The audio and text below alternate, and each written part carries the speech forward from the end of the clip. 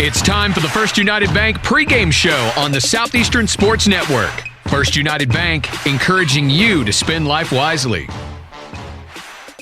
Welcome back to the First United Bank pregame show as we dive into the Coach Bo Atterberry show. And this week, the Savage Storm coming in, winners of 3 in a row now. And last week, it's kind of funny how things change in 1 week. You go from 1 week of setting a school rushing record, 421 rushing yards.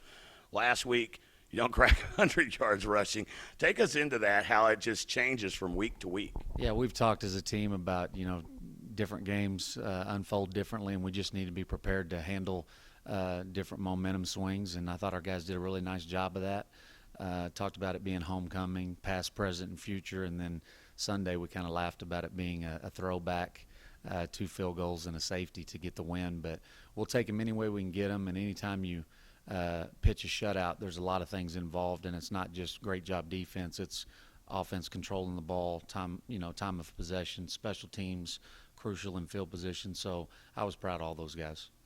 Obviously, every possession has an impact, but from my perspective, and I was curious if you agreed, down the back stretch, there was a drive that you guys made all the way down the field. Didn't put points on the board, but you ate up a ton of clock. Do you go back and look at that drive and really give your kids a pat on the back for sustaining it? Yeah, that was a big-time drive. I think we lead the league in time of possession, so that's big for our defense as well as our entire team. We talk about taking plays throughout the course of the game. That was a big drive, but there was plays all over the field in each phase that helped us get away with the win. One of the players that really stood out defensively, Jacoby Sanders, had a big-time game, three tackles, a sack, an interception, pretty much did a little bit of everything back there. Yeah, he had a really good week, and he's had, a good season so far. And, he wins throughout the course of the week with his film study, the way he practices, and he's getting the production on Saturdays. Now, one of the things that we noticed this week, going deep down the field, there were a few times some opportunities waved off by penalties and whatnot. How do you take that in stride? Well, we talked as a staff, and it seemed like we were just that one play away from, offensively maybe gaining that momentum and being able to get in the end zone. But, it's just like anything, everyday life. You're going to have some struggles, and you just got to continue to move forward. And I've been pleased with the way the offense has practiced, and even this week, I really feel confident about them, getting that play that, boosts them to get in the end zone. Now, this week, one of the longest road trips of the year, travel up to Alva, Oklahoma. The good thing is you're going up a day early, but still yet so far away from home, that's something that your team's not necessarily accustomed to. Yeah, it is a rather lengthy trip, and then, we haven't started great on the road if you look back at our road trips, so that's been a point of emphasis this week. But I've got confidence in this team. It's Northwestern's homecoming. Every week in the GAC is a big game, and it's big because we're in it, and these guys are capable or allowed to play college football, and we'll be ready. Northwestern, Oklahoma State, of course, new head coach Mac Walter. You actually have at least a little familiarity with him. He was the offensive coordinator at Emporia State when you were at A&M Kingsville. He has brought a different type of offense to Northwestern. Last week, 69 pass attempts in their loss. Yeah, it's a bit different, but, we've seen teams that have thrown it, and we've prepared all week. And, again, it's going to take a joint effort from the offense, the special teams, and then, of course, the defense is going to have to get big in the passing game. And we're just going to have to take care of business in all phases for sure. With that many pass attempts, again, your secondary leads the conference as far as pass defense is concerned. Do you feel that this is the biggest challenge to date? Every week's a big challenge. Throwing it that many times hasn't been done yet, so it'll be a new challenge. Those guys are preparing well. I like our secondary.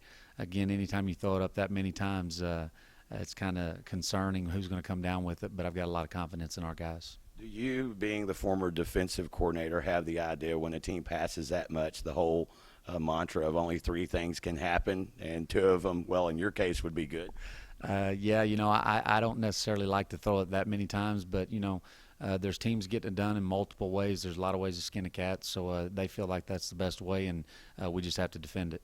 Of course, again, talking with Coach Bo Atterberry, the Coach Bo Atterberry Show during the First United Bank pregame show here on the Savage Southeastern Sports Network. Now, do have to ask you this. Of course, it's our Bo Knows segment. Big game this weekend taking place down in Texas. It's the OU-Texas Red River rivalry. What does Bo know about OU Texas? Well, I know it's a rivalry game, of course, and I think anything goes in those type of games. I think the odds would obviously be in the Oklahoma Sooners' favor, but again, anything goes. Charlie Strong's been there and built a program before, and you know, kind of circle these types of games to hopefully propel you in the right direction. But Oklahoma's a tough football team, but it should be quite a game, I'm sure, as it usually is. Now, I'm sure you followed that game whenever you, of course, were in high school and you had your Saturdays available. When's the last time you actually got to watch an OU Texas game? Man, I don't really remember. It seems like I always hear bits and pieces as we're going through pregame, but, you know, it was probably back when Boz was playing or something, and I probably had a haircut like him, I guess. But I just hear bits and pieces, and I've never really had a team other than the one I was playing on or coaching. I just enjoy watching good football, so hopefully it's a good game for the fans. And, again, rivalries, you never know how they may end up. So last week was a big-time rival game for Southeastern against Southwestern, second longest-running rivalry between, or at least for Southeastern, and that one was an exciting one, an 8-0 win as they travel on today to take on Northwestern Oklahoma State. Coach, as always, appreciate the time. Good luck, and look forward to seeing you down the field. Yes, sir. Thank you. Of course, coming up, we continue on. It's our Pet Machinery Player Spotlight with Nick Sioson as we continue on after a word from our local sponsors on the Southeastern Sports Network. Welcome back to the First United Bank pregame show as we continue on with our Pettit Machinery Player Spotlight. This week, the spotlight shining on Nick Sioson. And, Nick, you've had probably one of the more interesting careers here at Southeastern Oklahoma State. Just a few years ago, one of the few quarterbacks in school history to go over 2,000 yards passing. You make the switch, though, to tight end. I think that's the ultimate team move. Just your thoughts on making that move from quarterback to tight end. It was a really humbling experience at first. You know, it's something I struggled with. I mean, because as a quarterback, you have to have that confidence and that swagger where you think that you're the best. And whenever the coaches kind of said that I'd be the backup, I felt like I could help the team out somewhere else rather than being on the sideline as a backup quarterback. So, yeah, like you said, I moved to tight end and, you know, never looked back. Really excited to be helping the team where I can. We see you, though, now in multiple areas. We've seen you line up at punter. We've seen you line up at tight end. I'm assuming the punt may be something further down the road with a little trickery, perhaps. Yeah, one of the things last year, being on the punt team, we were trying to help out with some of the pressures. In years past, we had a lot of punts blocked, and so putting me back there, it kind of kept teams honest and given that idea that we might fake it with me back there. And so that's kind of one of the things I think Coach had in mind. So now you take a look at your path here. Of course, your path through the football program has been interesting, but you come from Georgetown, Texas, and that's, you know, a good 4.5 hours away from here down 35, and depending upon the traffic at Waco, maybe even 5.5 hours. How'd you end up at Southeastern?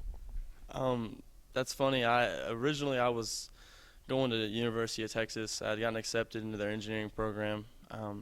And I think 2 days before Christmas, I got a call from one of the coaches up here looking for a visit. And so we had a player up here who's now a coach with us, and he was a senior my freshman year playing at Georgetown. And I think that's how they kind of got the awareness of Georgetown and started recruiting that area. But, yeah, it was kind of crazy. They asked me to come up for a visit, and after that, you know, the rest is history. So you go from a town that's basically between two metro areas, between Waco and Austin, and you come to little old Southeastern Oklahoma and Durant. Was there any culture shock for you, or did you enjoy the area? The first couple of years was definitely a culture shock, but the relationships and friendships that I established and have maintained over the years have really kept me centered and kept me, you know, happy with where I'm at. I feel like the Lord has me here for a reason, and so that's something I can kind of hang my hat on and feel confident in. Now, you spoke a moment ago about the engineering program at Texas. Interesting, because you've gone with occupational safety here at Southeastern, of course, a program that the university is nationally recognized for. Did you feel that those two things kind of went hand in hand?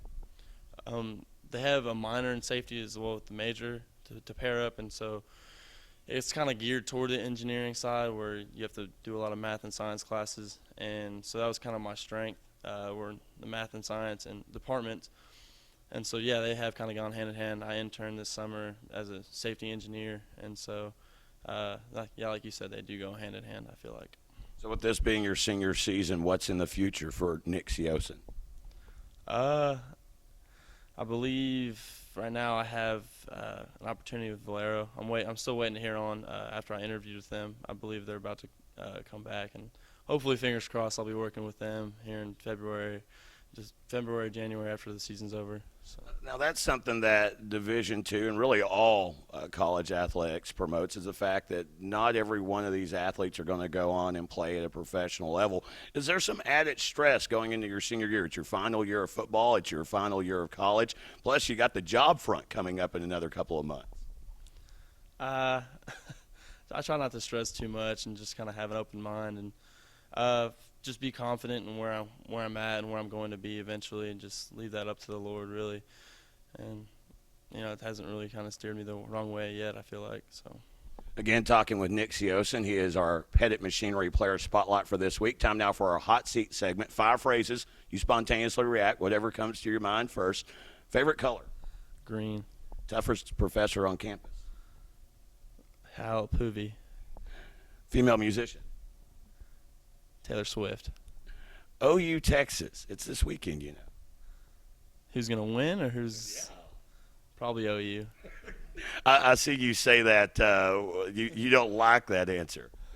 Well, as you said, I'm from the Austin area, so I kind of grew up as a Longhorn fan, so it's kind of hard to watch OU just pound them over the years. So. And then finally leave you on this one, just Southeastern Oklahoma State. Home.